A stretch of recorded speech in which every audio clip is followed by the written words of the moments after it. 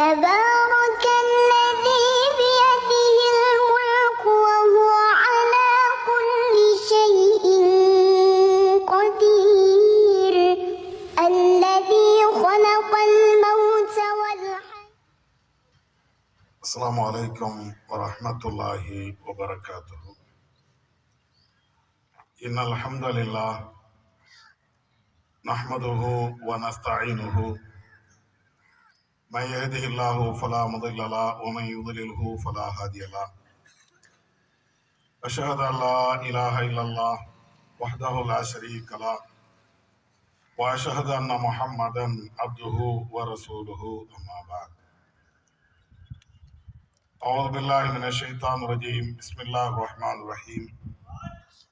يا أيها الناس اتقوا ربكم الذي خلقكم من نفس واحدة وخلق منها زوجها وبث منهما رجالا كثيرا ونساء واتقوا الله الذي تساءلون به والأرحام إن الله كان عليكم رقيبا.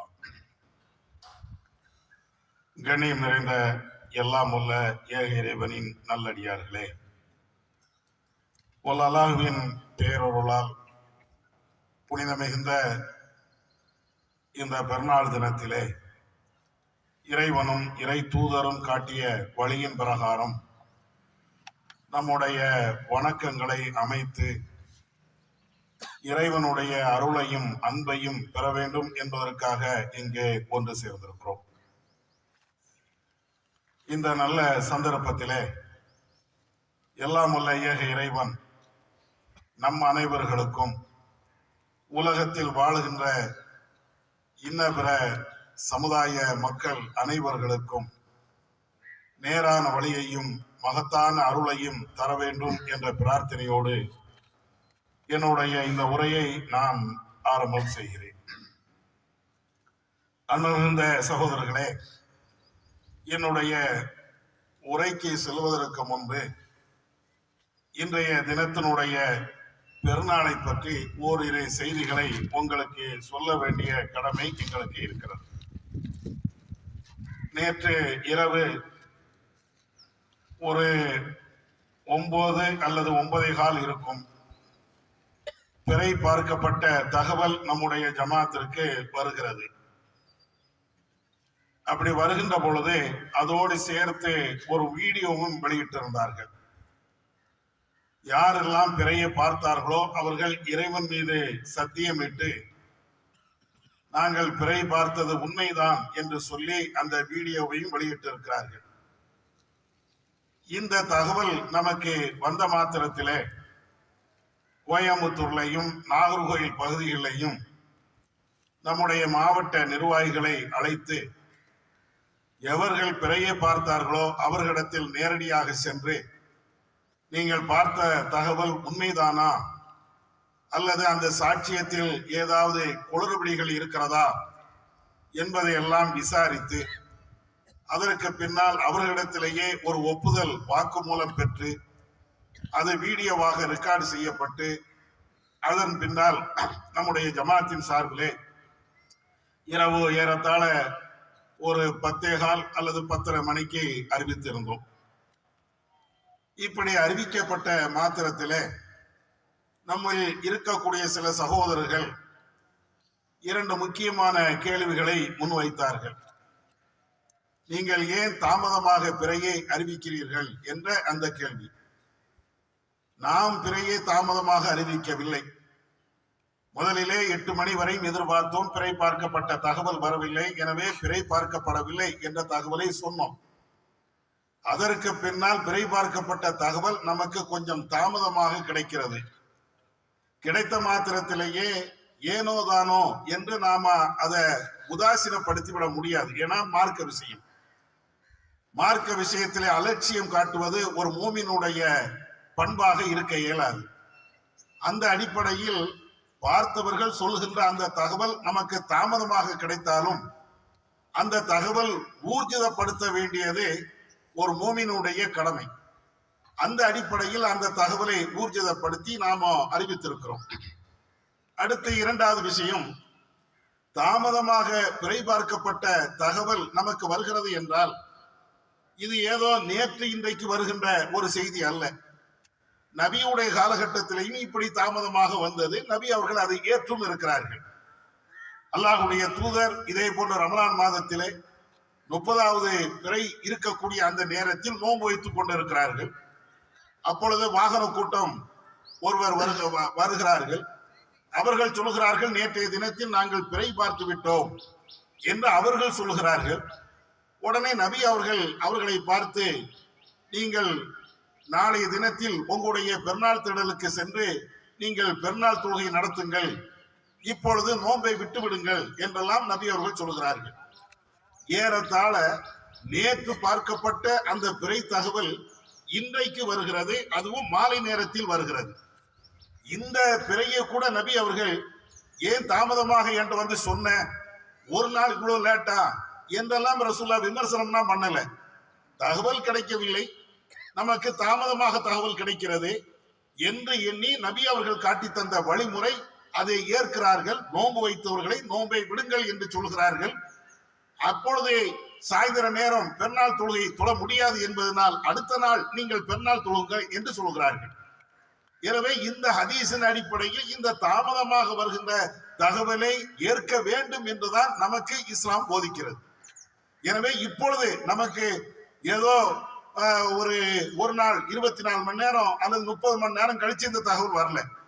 மிஞ்சி போனாச்சுன்னா ஒரு 7 மணி 8 மணிக்கு தகவல் வரணும். ஆனால் ஒரு 9:30க்கு வருகிறது. ஒரு 1 மணி நேரம் 1.5 மணி நேரம் அல்லது 2 மணி நேரம் கழிச்சு வருகிறது. இவ்வளவுதான் தாமதம். இந்த தாமதம் மார்க்க அடிப்படையில எதிரான ஒன்று அல்ல. இப்படி அவர்கள் லேட்டாக சொல்லிவிட்டார்கள், எனவே ஏற்றுக்கொள்ள மாட்டேன் என்று பிடிவாதம் பிடிப்பது ஒரு மூமினுக்கு அழகல்ல. நபி அவர்களுடைய சுன்னத்தை நபி அவர்கள் கற்று தந்த வழியின் அடிப்படையில வாழ வேண்டும் என்று விரும்பக்கூடியவர்கள் யார் என்றுதான் பார்க்கணும். சொன்னவர் மூமின் தானா? மூமின் தான் பார்த்திருக்கிறார், முஸ்லீம் தான் பார்த்திருக்கிறார், அவ்வளவுதான். அதுக்கு பின்னால அவருடைய சுயசரிதை எல்லாம் நம்ம நோண்டி பார்க்க வேண்டும் அவசியம் இல்லை.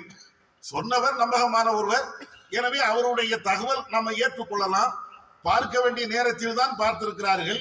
பகல்ல அவங்க பிறைய பார்க்கல, சாயந்தரம் 4 மணிக்கோ மதியம் 2 மணிக்கோ பிறை பார்த்ததாக சொல்லவில்லை. மகரிப் நேரத்தில் தான் பிறையை பார்க்க வேண்டும். அந்த மகரிப் நேரத்தில் தான் பிறையும் பார்த்திருக்கிறார்கள். நமக்கு அவர்கள் பார்த்த தகவல் லேட்டா கிடைச்சிருக்கிறது. அப்ப இது போன்ற காரணங்களால் ஒருவர் பிறையை பார்க்கப்பட்ட அந்த தகவல் தாமதமாக கிடைக்கிறது என்றால் முதலில் அது மார்க்க அடிப்படையில் அதை ஏற்று நடக்க வேண்டும் என்பதுதான் நபி அவர்கள் கற்றுத்தந்திருக்கிறார்கள். இதை எதிர்த்து ஏன் தாமதமாக வந்தது, ஏன் லேட்டாக அறிவித்தீர்கள் என்று கேட்பது இந்த ஹதீஸுக்கு மாற்றமாக அமையும். இது ஒரு செய்தி. இரண்டாவது என்ன சொல்கிறார்கள் என்றால், முதல் பிறை என்றால் அது ஒரு 40 நிமிஷம் நிக்குமே அல்லது அரை மணி நேரம் நிக்குமே அப்படின்னு ஒரு வாதத்தை வைக்கிறாங்க. ஏன்னா பிறை பார்த்த சகோதரர்கள் அது சில வினாடிகள் தான் எங்களுக்கு தெரிந்தது, ஒரு 20 வினாடி அது மாதிரி உள்ள நெருக்கமான நேரங்கள் தான் நாங்க பார்த்தோம் அப்படிங்கிறாங்க. அப்படி என்றால் முதல் பிறை என்பது 40 நிமிடம் தெரிய வேண்டிய பிறை ஏன் 3 செகண்டுகளுக்கு அல்லது சில வினாடிகளுக்கு மாத்திரம் ஏன் எப்படி தெரியும் இப்படின்னு ஒரு வாதத்தை வைக்கிறாங்க. இந்த வாதமும் அறிவியல் பூர்வமாகவோ மார்க்க அடிப்படையிலேயோ சரியான ஒரு வாதம் அல்ல. ஏன் முதல் பிறை 40 நிமிஷம் தான் தெரியணும் என்று அல்லாஹோ ரசூலோ எங்கேயாவது சொல்லி இருக்கிறாங்களா? நீங்க ஃபர்ஸ்ட் பிறைய பாக்குறீங்க, அது 40 நிமிஷம் தெரியணும், எங்கேயாவது குர்ஆன் ஹதீஸ்ல இருக்குதா? எங்கேயுமே இல்லை. அறிவியல் பூர்வமாவது அது அப்படி இருக்குதா? முதல் பிறை என்பது அது 40 நிமிஷம் தெரியும் அப்படின்னு எங்கேயாவது இருக்குதா? சயின்ஸ் அடிப்படையிலையும் இல்லை. முதல் பிறை தெரிவது ஒரு குறுகிய நேரத்தில் சின்ன நேரத்தில் தான் தெரியும். இன்னும் சொல்ல போனா சில நேரங்கள்ல நல்ல பிரைட்டா இருக்கக்கூடிய நேரத்துல கூட நம்ம முதல் பிறை பார்ப்போமா இல்லையா? அப்போ கூட 40 நிமிஷம் அந்த பிறை இருக்காது, ஒரு 20 நிமிஷம் இருக்கலாம் அல்லது ஒரு 1/4 மணி நேரம் இருக்கலாம், அவ்வளவுதான் இருக்குமே தவிர என்னமோ பௌர்ணமி இரவுல நிலா எப்படி இருக்குமோ பிறை எப்படி இருக்குமோ அப்படி இருக்கும்னு சில பேர் நினைச்சுக்கிட்டு அறியாமையில பேசுகிறார்கள். அதனால இந்த 40 நிமிஷம் இருக்கணும் என்று சொல்லக்கூடிய இந்த வாதம் எல்லாம் மார்க்க அடிப்படையிலேயோ அறிவியல் அடிப்படையிலேயோ அதுவும் சரியில்லை. இன்னும் சில பேர் என்ன கேட்கிறாங்க அப்படின்னு சொன்னாச்சுன்னா, எல்லாம் சரிதான், கம்யூனிகேஷன் தொலைத்தொடர்பு சாதனங்கள் இவ்வளவு பரவலாக இருக்கிறத ஒருவர் பார்த்து விட்டார் என்றால் அவருடைய கையில வாட்ஸ்அப் இருக்கும், பேஸ்புக் இருக்கும், உடனே போட்டாச்சுன்னா அடுத்த செகண்டே வந்துருமே அப்படின்னு சொல்லி கேட்கிறாங்க. இதுவும் நம்முடைய அறியாமையினுடைய வெளிப்பாடு. கம்யூனிகேஷன் இருக்கிறது, தொலைத்தொடர்பு சாதனங்கள் இருக்கிறது, அதுல மாற்றுக்கிறது கிடையாது. ஆனா தொலைத்தொடர்பு சாதனங்களை இன்னைக்கு போட்டா உலகம் முழுவதும் இப்பவுமே அடுத்த செகண்டே பார்த்துவார்கள் என்பதற்கு என்ன உத்தரவாதம்? ஒண்ணு வேண்டாம், உங்களையும் என்ன எடுத்துக்கொள்ளுங்கள். இன்றைக்கு நம்முடைய குடும்ப சம்பந்தமாக அல்லது ஊர் விவகாரமாக ஒரு செய்தியை நீங்க Facebookல போடுறீங்க, அது என்ன உலகம் முழுவதும் அதே செகண்ட்ல அல்லது ஒரு அரை மணி நேரத்துல எல்லா இடத்தையும் பரவிடுமா? அடுத்த நாள் கேட்பாங்க, என்னங்க நேற்று வார நீங்களாம் ஏங்க வரல? அதான் வாட்ஸ்அப்ல மெசேஜ் போட்டேன்ல, வரமாட்டேன்னு சொல்லிட்டு நீங்க பார்க்கலையாங்க. இதுதான் கம்யூனிகேஷன். எல்லா இடத்துலயும் இது இருக்கா இல்லையா? நம்ம கூடுதலா சொல்றோமா யதார்த்தமா நடக்கக்கூடிய ஒண்ணா? வாட்ஸ்அப்ல ஒரு செய்தி போட்டிருப்பாரு, Facebookல ஒரு செய்தி போட்டிருப்பாரு, நமக்கே தெரியாது. அடுத்த நாள் கேட்போம், என்னங்க இல்ல தெரியலங்க. இதுதான் யதார்த்தம். அப்ப அதனால கம்யூனிகேஷன் இருக்குது என்பதற்காக வேண்டி நம்ம பார்த்த தகவலை அன்றைக்கே போட்டாலும் உடனே எல்லாத்துக்கும் பரவும் அப்படின்னு சொல்ல முடியாது. என்ன கொஞ்சம் லேட் ஆகும். இன்னைக்கு உள்ளது ஒரு 4 மணி நேரம் லேட்டா கிடைக்கலாம், ஒரு 2 மணி நேரம் லேட்டா கிடைக்கலாம். அதுதான் கம்யூனிகேஷனுக்கு உள்ள கேப் என்பது. உடனே அடுத்த செகண்டே பார்க்கணும் அவசியம் இல்லை. அதுல இன்னொரு முக்கியமான விஷயம் என்னன்னா, இப்ப நானே வாட்ஸ்அப் குழுமம் வச்சிருக்கிறேன், Facebookம் வச்சிருக்கிறேன். நான் என்னுடைய பதிவை போடுகிறேன் என்றால் என்னுடைய Facebook கணக்குல யார் இருக்கிறாங்களோ அவங்க தான் பார்ப்பாங்க. என்னுடைய வாட்ஸ்அப் குழுமத்துல யார் இருக்கிறாங்களோ அவங்க தான் பார்ப்பாங்க. என்னுடைய குழுமத்துல 4 பேர் இருந்தா 4 பேர் தான் பார்ப்பான். என்னுடைய குடும்பத்துல 1000 பேர் இருந்தா 1000 பேர் தான் பார்ப்பாங்க. என்னுடைய குடும்பம் உலகம் முழுவதும் சேர்த்து வச்சிருந்தா எல்லாரும் பார்க்கறதுக்கு கூட ஒரு வாய்ப்பு இருக்கிறது. ஆனா எல்லாரும் அப்படியே வாட்ஸ்அப்பை பயன்படுத்திட்டு இருக்கிறோம். ஒவ்வொரு ஆளும் வாட்ஸ்அப்பும் Facebookம் நீங்க பாருங்களேன், 2 பேரு 4 பேரு 10 பேரு அப்படித்தானே போவோம். அதை பார்க்கக்கூடிய ஆளு இன்னொரு ஆளுக்கு ஃபார்வர்ட் பண்ணுவாரு, அதை பார்க்கக்கூடிய ஆளு இன்னொரு ஆளு ஃபார்வர்ட் பண்ணுவாரு.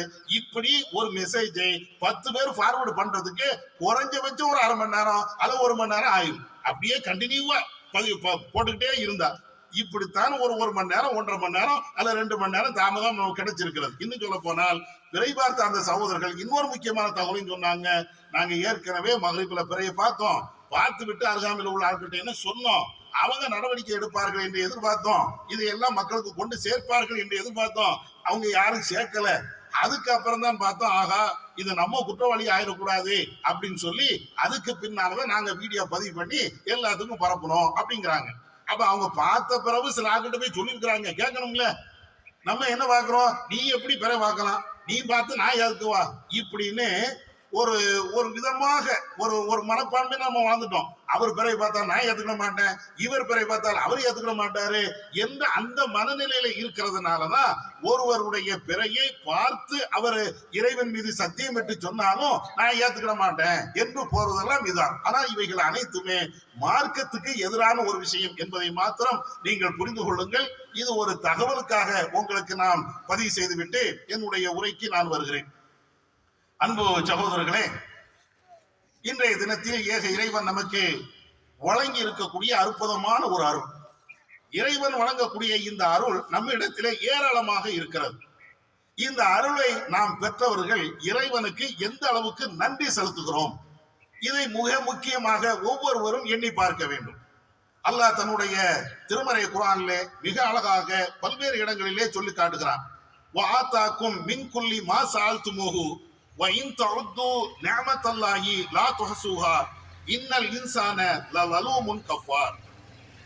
நீங்கள் எதையெல்லாம் இறைவனத்தில் வேண்டினீர்களோ அவைகள் அனைத்தும் உங்களுக்கு இறைவன் வழங்கியிருக்கிறார்.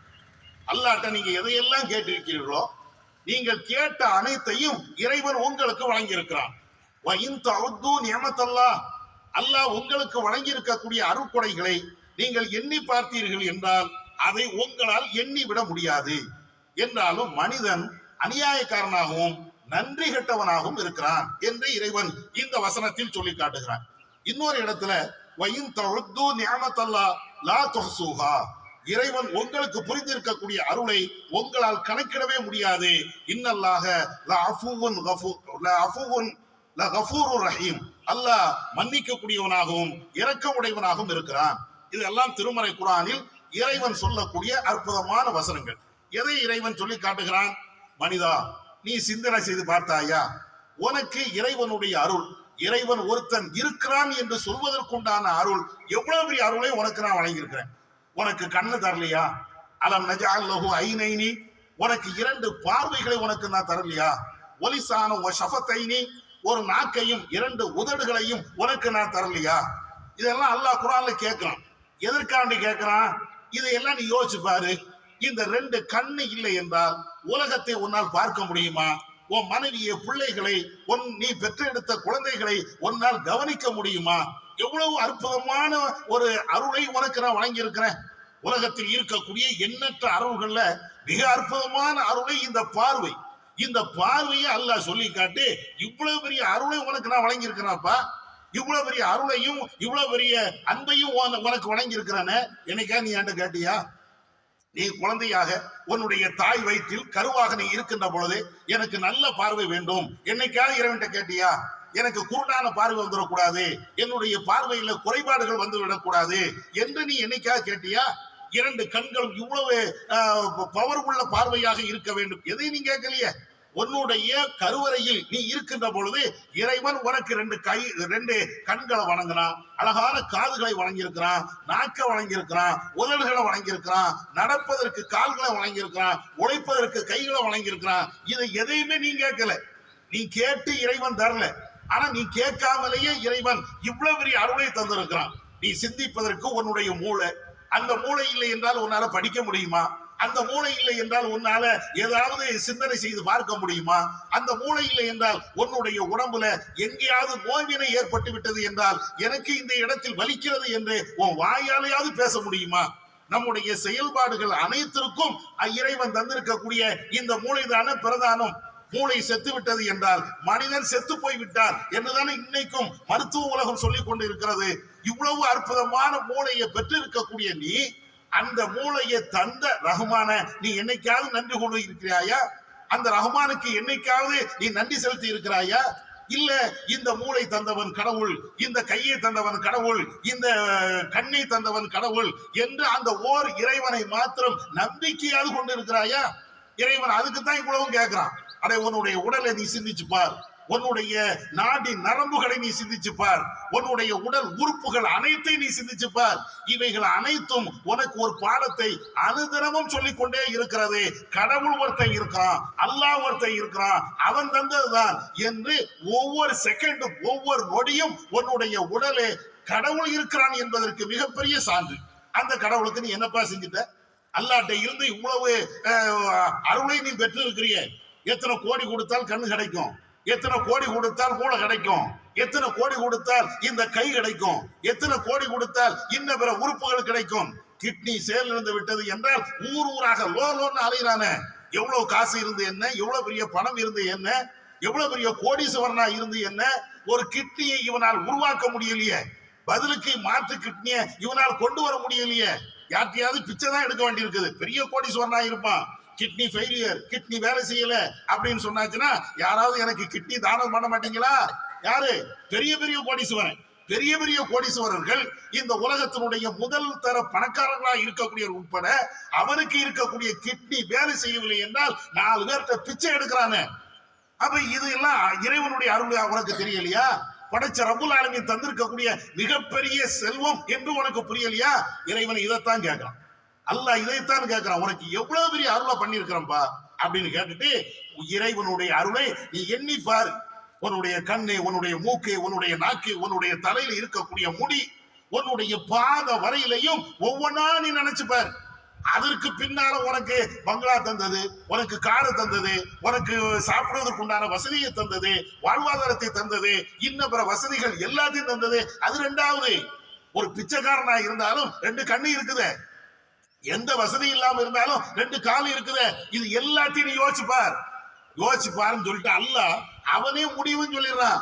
உன்னால ஒரு காலத்திலையும் இவைகளை கணக்கு பார்த்து முடிக்கவே முடியாதப்பா, நீ எவ்வளவு காலம் நீ வாழு அப்படின்னு சொல்லிட்டு அல்லாஹ் கடைசியாக அந்த வசனத்துல முடிக்கக்கூடிய அற்புதமான ஒரு வரி என்ன தெரியுமா? இவ்வளவு இறைவனுடைய வசதிகளையும் இறைவனுடைய அன்புகளையும் அவனுடைய கருணைகளையும் பெற்றுவிட்டு ஒரு காலத்திலே நன்றி மறந்தவராக நீ வாழ்றியப்பா. அல்லாஹ்வுக்கு என்னைக்கா நீ நன்றி சொன்னியா? யா அல்லாஹ், எனக்கு நீ கையை தந்திருக்கிற, உனக்கு எல்லா நன்றியும், உனக்கு எல்லா புகழும், உனக்கு 1000 கடமைப்பட்டு இருக்கிறேன் என்றைக்காவது இறைவனிடத்துல இப்படி நீ கேட்டிருக்கிறியா? மேலும் மேலும் திரும்ப திரும்ப தான் கேட்போம். எல்லாம் கையை தந்திருக்கிற, இன்னும் 4 கையத்தா, யாரெல்லாம் எனக்கு ஆரோக்கியத்தை தந்திருக்கிற, இன்னும் ஆரோக்கியத்தை தான். இதைத்தான் இறைவனிடத்துல திரும்ப திரும்ப கேட்கிறோமே தவிர ஏற்கனவே தந்த அருளுக்கு நாம பரிகாரமாக என்ன செய்திருக்கிறோம்? ஒண்ணுமே செய்யல. இதைத்தான் அல்லாஹ் இந்த வசனத்தில் சொல்லி காட்டுகிறான். மனிதன் எல்லாமே நன்றி கெட்டவனாக இருக்கிறான். அதே போன்று நபிகள் நாயகம் ஸல்லல்லாஹு அலைஹி வஸல்லம் அவர்கள் இறைவன் அவர்களுக்கு வழங்கியதற்காக அவர்கள் செய்த அந்த இபாதத்துகளை, இறைவனுக்கு அவர்கள் செலுத்திய அந்த நன்றி கடனை கொஞ்சம் யோசிச்சு பாருங்க. நபிகள் நாயகம் ஸல்லல்லாஹு அலைஹி வஸல்லம் அவர்கள் இரவு நேரங்களிலே தங்களுடைய கால்கள் வலிக்க, இன்னொரு அறிவிப்பிலே தங்களுடைய கால்கள் வீங்க அவர்கள் தொழுவார்கள். ஆயிஷா ரலியல்லாஹு தஆலா அன்ஹா அவர்கள் நபியிடத்திலே கேட்கிறார்கள், அல்லாஹ்வின் தூதரே, முன்பின் பாவங்கள் மன்னிக்கப்பட்டவர் நீங்க தானே, உங்களுடைய பாவங்கள் எல்லாமே மன்னிக்கப்பட்டு விட்டது, எல்லா பாவங்களும் மன்னிக்கப்பட்டு இருக்கக்கூடிய இந்த நேரத்துல ஏன் இவ்வளவு கஷ்டப்பட்டு இவ்வளவு சிரமப்பட்டு உங்களுடைய பாதங்கள் அனைத்தும் வீங்கக்கூடிய அளவிற்கு நீங்கள் வணங்க வேண்டும் ஏன்? அப்பதான் அல்லாஹ்வுடைய தூதர் சொல்லி காட்டுகிறார்கள், அஃபலா அகூனு அப்தன் ஷக்கூரா, இறைவனுக்கு நன்றி உள்ள ஒரு அடியானாக நான் மாற வேண்டாமா? அல்லாஹ்வுக்கு நன்றி உள்ள ஒரு அடியானாக நாம் இருக்க வேண்டாமா? நன்றி செலுத்தணும். அதுக்கு தான் இரவு ஃபுல்லா வணங்குகிறேன். கால்கள் வீங்க, கால்கள் வலிக்க இறைவனை நான் வணங்குவதற்கு காரணம் அவன் எனக்கு அவ்வளவு பெரிய அருளை செய்திருக்கிறான். எனக்கு அவ்வளவு பெரிய அருளை செய்ததனால் இறைவனுக்காக வேண்டி நான் நன்றி செலுத்துகிறேன் என்று நபிகள் நாயகம் ஸல்லல்லாஹு அலைஹி வஸல்லம் அவர்கள் சொன்ன இந்த செய்தியை சஹீஹ் புகாரியிலே நாம பார்க்கலாம். அதே போன்று நாளை மறுமையிலே நன்றி செலுத்தாத இந்த மனிதர்களை அல்லாஹ் மிக கடுமையாக விசாரிப்பான். ஹதீஸ்ல இருக்கு. நாம இறைவனுடைய அருளோடு வாழ்ந்து கொண்டிருக்கிறோம். இந்த பூமியா இருக்கட்டும், இன்ன பிற வசதிகளாக இருக்கட்டும், நம்முடைய உடல்களாக இருக்கட்டும், எல்லாமே இறைவனுடைய அருள். நாம எதையும் கொண்டு வரல. அடிக்கடி எல்லோருமே சொல்லக்கூடிய ஒன்றுதான், நிர்வாணமாக வந்தோம், நிர்வாணமாக தான் போறோம். எல்லாருமே ஏழை பணக்காரன், படித்தவன் படிக்காதவன், எந்த பாகுபாடும் கிடையாது. நிர்வாணமாக வந்தோம், நிர்வாணமாக தான் போறோம். எதை கொண்டு வந்துட்டோம்? எதையுமே கொண்டு வரல. எது நாம கொண்டு போறோம் அதையும் கொண்டு போகல. 100க்கு 100 அனைவரும் புரிந்து கொண்ட ஒன்று. அப்படி என்றால் இறைவன் தந்திருக்கக்கூடிய இந்த அருளுக்கு வாழ்கின்ற இந்த காலத்துல நாம என்ன நன்றி செலுத்திட்டோம்? அதனால அல்லாஹ் மறுமையில நம்மளை பார்த்து அவன் விசாரணை செய்வானாம். என்ன விசாரணை? நபிகள் நாயகம் ஸல்லல்லாஹு அலைஹி வஸல்லம் அவர்கள் சொல்லக்கூடிய இந்த செய்தி அபூ ஹுரைரா அவங்க அறிவிக்கிறாங்க. முஸ்னத் அஹ்மதிலே இருக்கிறது. அல்லாஹ் மறுமையில கேட்பான், இப்னு ஆதம் ஹமல்துக அலல் கைலி வல் இப்லி, மனிதா உனக்கு வாகனத்தை தரலையா? நபியுடைய காலகட்டத்தில் வாகனமாக ஒட்டகம் இருந்தது, குதிரைகள் இருந்தது. அதை இறைவன் கேட்கிறானா? நபி அவர்கள் சொல்கிறார்கள், நீ வாகனம் செய்வதற்காக வேண்டி உனக்கு ஒட்டகத்தை தரலையா? உனக்கு குதிரையை நான் தரலையா? அது போன்று உள்ள நிசா, உனக்கு பெண்களை திருமணம் முடித்து தரவில்லையா? இந்த உலகத்திலே அதற்கு பின்னால் மிகப்பெரிய அருளோடு நீ வாழவில்லையா? பெரிய பெரிய தலைவர்களாக நீ ஆகவில்லையா? இவ்வளவு பெரிய வசதிகளை உனக்கு நான் தரவில்லையா? சுக்ரன் லக்க, இவ்வளவு பெரிய வாய்ப்புகளையும் இவ்வளவு பெரிய அருளையும் பெற்ற நீ எனக்கு எங்கேயாவது நன்றி செலுத்தினியா? எப்போ மறுமையில அல்லாஹ் கேட்பான். நம்ம எல்லாத்தையும் வாங்கி வச்சிருக்கிறோம், ஒன்ன கூட நம்ம இறைவனுடைய அருளை இருந்து வெளியே போகல. நம்மள்கிட்ட இருக்கக்கூடிய ஒவ்வொன்றும் நாம உற்பத்தி பண்ணது இல்லை, நாம தயார் பண்ணது இல்ல, எல்லாம் அல்லாஹ் நமக்கு தந்த பிச்சை. அவ்வளவுதான். இறைவன் நமக்கு தந்த ஒரு அருட்கொடை, அவ்வளவுதான். இந்த அருட்கொடையை பெற்றிருக்கக்கூடிய நாமோ அல்லாஹ்விடத்துல என்னைக்காவது நன்றி செலுத்தினோமா? இது மறுமையில அல்லாஹ் விசாரிப்பான். அடே, உனக்கு கண்ணை தந்தானே, மூக்க தந்தானே, உடல் தந்தானே, ஆரோக்கியமான வாழ்வை தந்தானே, எனக்கு நீ என்ன நன்றி செலுத்தின? ஏதோ உலகத்துல எல்லாம் முடிஞ்சு போச்சு, இறந்துட்டோம், அதோடு முடிஞ்சு போச்சுன்னு இல்ல, மறுமை வரையிலையும் இறைவன் இப்படி கேட்பாங்க. அதனாலதான் நபிகள் நாயகம் ஸல்லல்லாஹு அலைஹி வஸல்லம் அவர்கள் நமக்கு அற்புதமான பல்வேறு நன்றி செலுத்தக்கூடிய ஒரு வழிமுறைகளை நம்ம கற்று தந்தாங்க. எப்படி? நீ சாப்பிடுறியா, அல்ஹம்துலில்லாஹ்னு சொல்லு. நீ குடிக்கிறியா, குடிச்சதுக்கு பின்னால் அல்ஹம்துலில்லாஹ் நீ சொல்லு. ஏன்? அவைகளெல்லாம் வணக்கம். அதெல்லாம் இறைவனுக்கு நாம செலுத்தக்கூடிய ஒரு நன்றி. ஒருவர் சாப்பிடுகிறார் என்றால் பிஸ்மில்லாஹ் என்று சொல்லி ஆரம்பிக்கிறோம், முடித்ததற்கு பின்னால் அல்ஹம்துலில்லாஹ் என்று நாம சொல்றோமே, எல்லா புகழும் அல்லாஹ். அப்படின்னா என்ன அர்த்தம்? எல்லா புகழும் அல்லாஹ்னா இந்த உணவுக்கு சொந்தக்காரன் நான் அல்ல, இந்த சாப்பாடுக்கு அல்லது இந்த குடிப்பு அந்த குளிர்பானங்களுக்கு சொந்தக்காரன் நான் அல்ல, படைத்தவனாகிய ஏக இறைவனாகிய அல்லாஹ்வாகிய நீதான் இவைகள் எல்லாவற்றையுமே எனக்கு வழங்கி இருக்கிறாய். எனவே புகழ் அனைத்தும் உனக்கு, எல்லா நன்றியும் உனக்கு, என்னால எதுவுமே கிடையாது என்று இறைவனிடத்துல நாம சாப்பிடுகின்ற பொழுது, குடிக்கின்ற பொழுது, இறைவனுடைய அருளை நாம பயன்படுத்துகின்ற பொழுது ஒவ்வொரு நேரமும் சொல்லணும். அப்படி சொல்லிவிட்டோம் என்றால் இதுவே இறைவனுக்கு நாம செய்யக்கூடிய மிகப்பெரிய நன்றி. இன்னும் சொல்ல போனால் ஒருவர் உதவி செய்கிறார் என்றால் அந்த நேரத்தில் கூட அவருக்காக வேண்டிய ஒரு பிரார்த்தனை பண்றோமே, அதுவும் இறைவனுக்கு செய்யக்கூடிய நன்றி. ஒரு ஆள் நமக்கு ஒரு உதவி செய்கிறார், ஜஸாக்கல்லாஹ் கைரா அப்படிமோ, அல்லாஹ் உங்களுக்கு கூலியை வழங்குவானாக, அருளை வழங்குவானாக என்று நாம் அந்த வார்த்தையை சொல்லுவோம். இந்த வார்த்தை மட்டும் என்ன, இறைவனுக்கு செய்யக்கூடிய ஒன்றுதான். அல்லாஹ் உனக்கு அருள் செய்யணும், அதே போன்று எனக்கும் அருள் செய்யணும். அருளுக்குரியவன் எல்லாம் அல்லாஹ் தான். நீ உதவி செஞ்சிருப்ப, ஆனா இந்த உதவியை செய்ய வேண்டும் என்று தூண்டியவன் எல்லாம் படைச்சவன் தான்.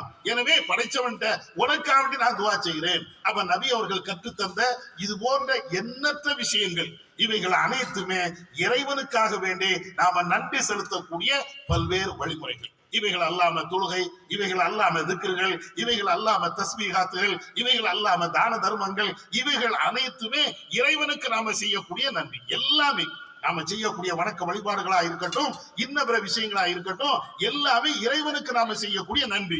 இது என்னமோ அடுத்தவனுக்கு செய்யக்கூடியது, இல்ல வேற யாருக்கோ செய்யக்கூடியது என்று நாம நினைக்காம இறைவனுக்காக வேண்டி இது போன்ற நன்றி கடன் பட்டு இருக்கிறோம் என்பதை ஒவ்வொரு நொடியும் நாம நினைச்சு பார்க்கணும். ஒவ்வொரு நொடியும் நாம நினைத்து பார்த்தோம் என்றால் நம்மிடத்தில் தவறுகள் வராது, நம்மிடத்தில் இபாதத்துகள் கூடும், நம்மிடத்தில் வணக்க வழிபாடுகள் கூடும். அந்த அடிப்படையில தான் போன மாசம் முழுவதும் நோன்பு வச்சோம். நோன்பு வச்சது காரணம் என்ன, அல்லாஹ் நமக்கு கட்டளையிட்டான், ஃபர்லாக கடமையாக ஆக்கினான். அந்த கடமையை நிறைவு செய்வதே நம் மீது கடமை, சரிதான். அது மாத்திர நோக்கம் அல்ல, அதை எல்லாவற்றையும் தாண்டி இறைவன் நமக்கு செய்திருக்கக்கூடிய அருளே. எனவே அவனுக்கு நான் கட்டுப்பட்டு நடக்க வேண்டும், அவனுடைய பேச்சுக்கு நான் மாறு செய்யக்கூடாது என்ற அடிப்படையில் தான் அவ்வளவு சிரமத்திலையும், கடுமையான கோடை வெயில்கள் இவ்வளவு வாட்டி வதைத்தாலும் நாம் நோன்பு விட மாட்டேன், இறைவனுடைய அந்த பாதையில நான் நோன்பு வைக்கத்தான் செய்வேன். இவைகள் அனைத்தும் இறைவனுக்கு நாம செய்யக்கூடிய மிகப்பெரிய நன்றி கடன். இந்த நன்றி கடன் போன மாசத்தோடு நின்ற கூடாது. இரவு நேரத்தில் வணங்கணும், பகல் நேரத்தில் நோன்பு நோட்டோம், இவைகள் தொடர்ந்து கொண்டே இருக்கணும். நாம தொடர்வது என்பது நம்முடைய சுயநலத்திற்காக, இறைவன் நமக்கு செய்திருக்கக்கூடிய அருள்கொடைக்காக.